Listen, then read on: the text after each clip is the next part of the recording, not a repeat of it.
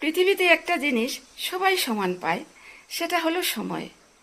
কোনো ব্যক্তি কতটা সফল, কতটা বিফল, সেটা নির্ভর করে তার সময়ের ব্যবহারের উপরে।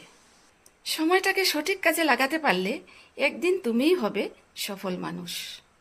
কারণ দিন শেষে সেই সফল হয় যে সময়টাকে খুব ভালোভাবে ব্যবহার করতে পারে। তাই সময় থাকতে সময়ের মূল্য দিতে শেখো। সময় নদীর স্রোতের মতো প্রবাহমান, কখনো কারো জন্য থেমে থাকে না। সময়ের মূল্য না বুঝলে কেউ তোমাকে মূল্য দেবে না। সময় নষ্ট মানে জীবন নষ্ট।